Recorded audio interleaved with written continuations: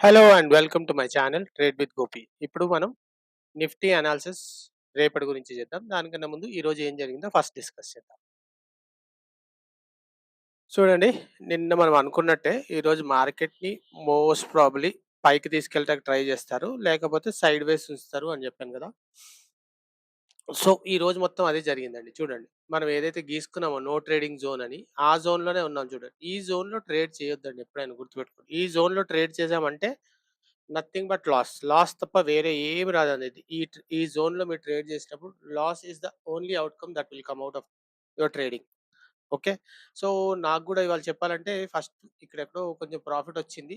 దాని తర్వాత మళ్ళీ ఒక ట్రేడ్ చేసి, ఆ ఉన్న ప్రాఫిట్ పోగొట్టుకొని I ended up with 5000 loss అనుకుంటండి.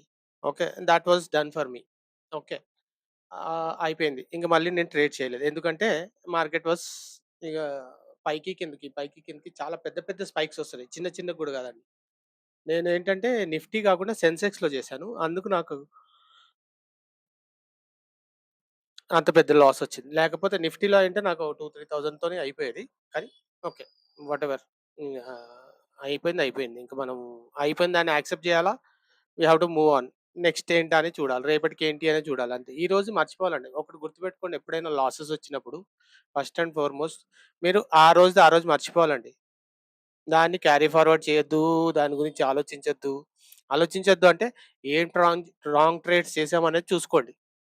Analyse చేసుకోండి. మళ్ళీ అది రిపీట్ కాకుండా రాసుకోండి ఒక దగ్గర. అంతేగాని ఓకే, నాకు లాస్ అయిపోయింది అని రోజంతా సల్క్ చేస్తే ఏమి కాదండి. ఇప్పుడు మార్కెట్ అయిపోయింది.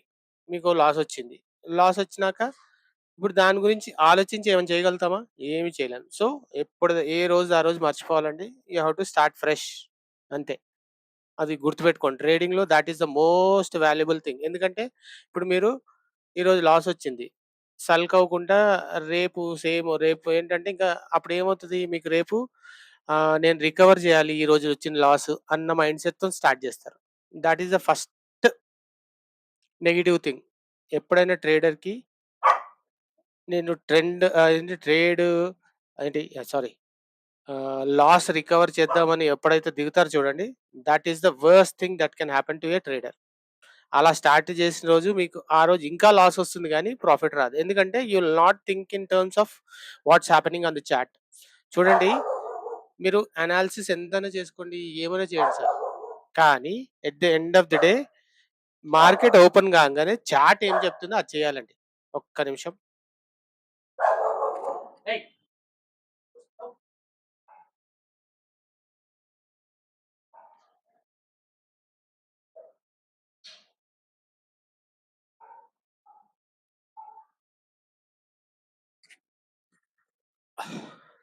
ఓకే.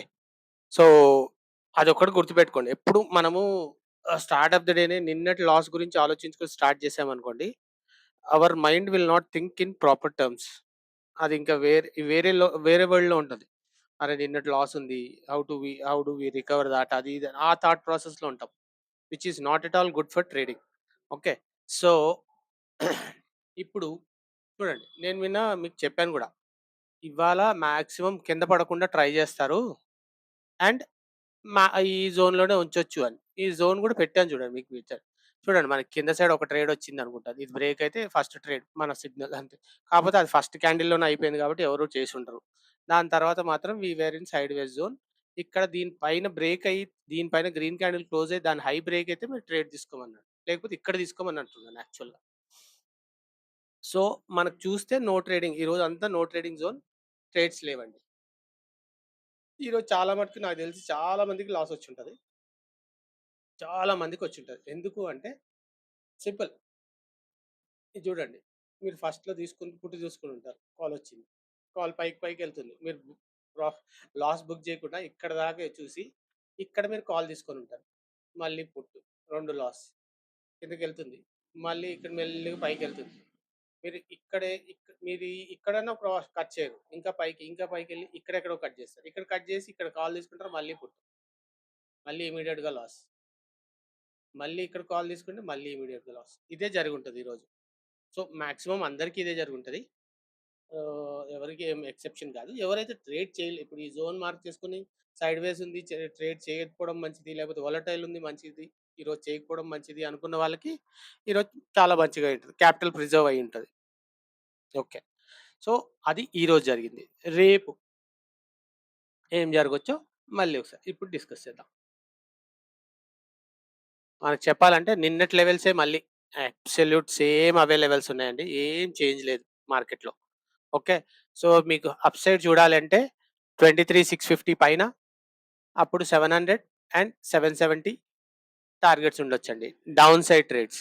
ఇప్పుడు మనకి ట్రెండ్ డౌన్ ఉంది కాబట్టి డౌన్ సైడ్ ట్రేడ్సే డౌన్ సైడ్ కూడా చూడండి 23,340 కింద తీసుకుంటే మీకు 280, 185 అండ్ 120 ట్రేడ్స్. ఇది సేమ్ నిన్న ఎగ్జాక్ట్ ఎలా ఉందో సేమ్ అదే ఇవాళ కూడా మీకు అవే లెవెల్స్, అవే ట్రేడ్స్ ఉంటాయండి. ఓకేనా? సో, ఇంకేముందండి? ఆహ్, థాట్స్ ఇట్. సేమ్ థింగ్ ఇప్పుడు మీరు బ్యాంక్ నిఫ్టీలో కూడా చూడండి. బ్యాంక్ నిఫ్టీలో కూడా చూసుకుంటే సేమ్ థింగ్ అండి. చూడండి అగో మనం గీసుకున్నాం జోన్. ఆ జోన్‌లోనే ఉండిపోయింది. సో, ఇక్కడ కూడా మీకు లాస్ట్‌లో వచ్చిండే కాబట్టి లాస్ట్‌లో 3:00 ఎప్పుడు ట్రేడ్ చేయకండి. చెప్తున్నా నేను. 3:00 చేయకండి. క్యారీ ఫార్వర్డ్ కూడా చేయకండి మోస్ట్ ఆఫ్ ది టైమ్. ఓకేనా? So, this is it. మళ్ళీ ఒక వీడియోలో మళ్ళీ కలుద్దామండి. బాయ్.